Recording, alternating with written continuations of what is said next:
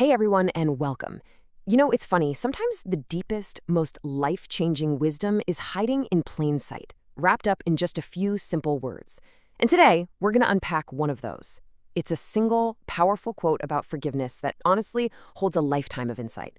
All right, let's get right into it. Okay, here it is. Be good enough to forgive someone, but do not be stupid enough to fall into the same trap again. Just, let that sit for a second. It's so direct, right? It's like two sides of a coin perfectly balanced against each other. And at first glance, you might think, okay, that's simple enough. But the more you pull it apart, the more you realize it's this incredibly smart guide for your own emotional well being, for protecting yourself. So, what does it really mean to live by this idea? All right, let's break it down. We'll start with that first half, the part that feels, generous and warm, the goodness to forgive. And what's key here is that this is really all about what forgiveness does for you, not for anyone else. I think the wording here is just fascinating. Be good enough.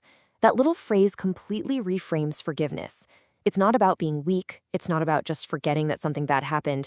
No, it frames it as an act of real inner strength, of high character. It's a choice you make for you.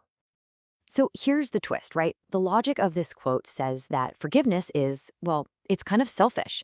But I mean that in the absolute best way possible. It's about you deciding, you know what? I'm done carrying this anger around. It's all about getting back your own peace of mind. And this leads to such a great way to picture it.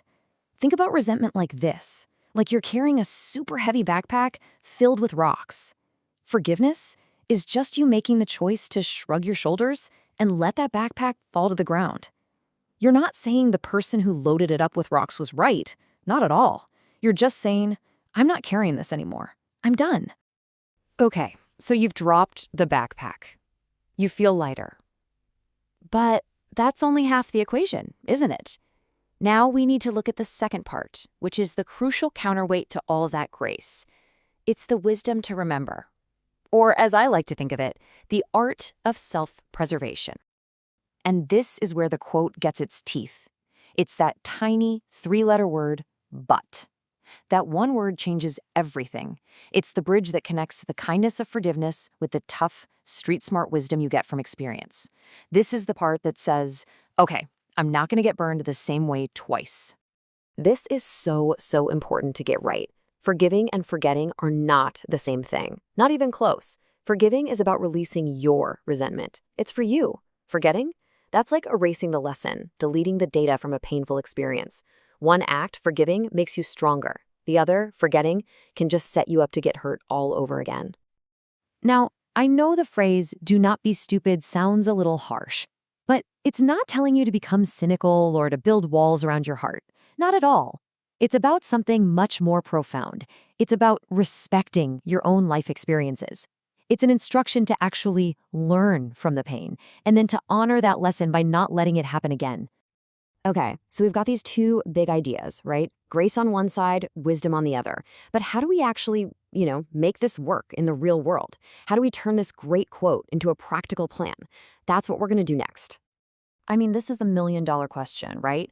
It's easy to sit here and talk about these concepts, but it's a completely different story when you're the one who's been hurt and you're feeling angry or betrayed. So how do we actually practice this balance in real life?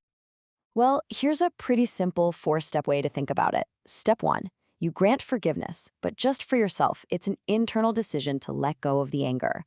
Step two, you have to identify the trap. Get really specific. What was it? A person's behavior, a pattern, a situation you walked into? You have to name it.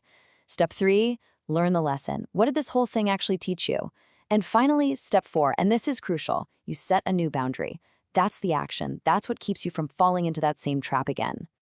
And when you put it all together, that's what this is really all about. It's not either or. It's not forgive or protect. It's both.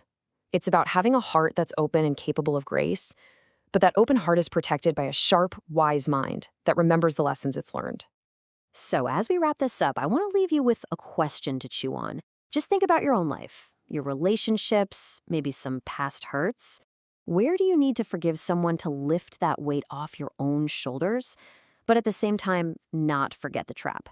Where can you apply this balance? Because finding that sweet spot, well, that's everything.